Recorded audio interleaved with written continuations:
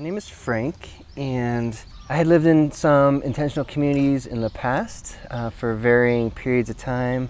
I guess I just like the rawness of it, the realness of it, you know, and there's nothing between me and the environment around me, and that's kind of, I guess, a thread that runs through most of these housing projects, intentional community projects that I've been fortunate to experience.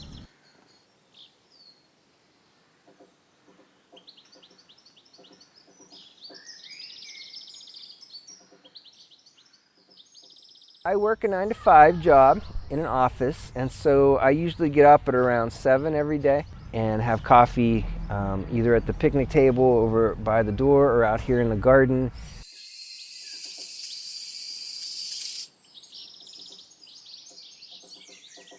I do a lot of roadside scavenging.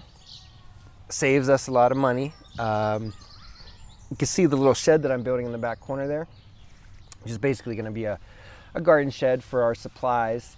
Those are all pallets that are from industrial sites that they would normally be getting rid of, and a lot of the wood that I'm using to tie it together is scavenged from the roadsides. All the bed borders here are all logs that are, again, that I've taken from, you know, somebody might have a tree cut down in their yard and they leave them out on the curb, or sometimes the city DPW site has logs that people have dumped there.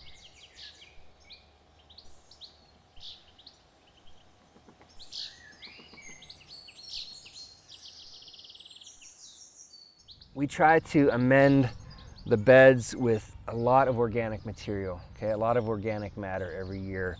We have our compost bins in the back. All of our food kitchen scraps go in there.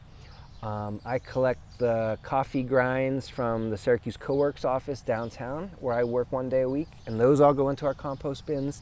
We mix all that with all the bags of leaves that I collect from my travels through the cities as well.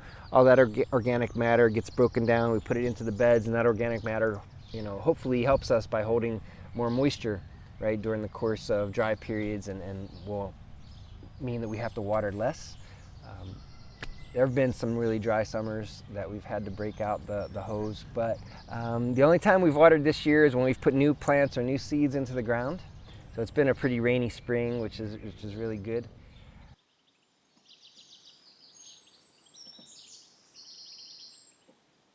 Most of the garden is a mix of perennials and annuals, and the perennials are the plants that come back every year, either herbaceous species or root species, something like asparagus or rhubarb or gooseberry. We've got blackcurrant, champagne currant, red currant. We've got goomyberry.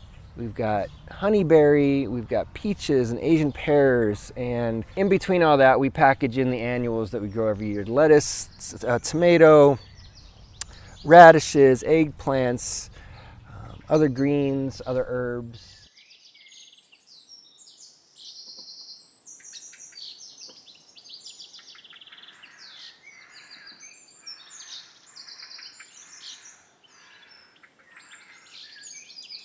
I wish I could talk to everybody who comes by and probably looks at the property and says, wow, what's going on with that place, right? I mean, to me it's beautiful. To a lot of other people it may not be beautiful, who like the, you know, clean-cut, manicured lines of a lawn and a property.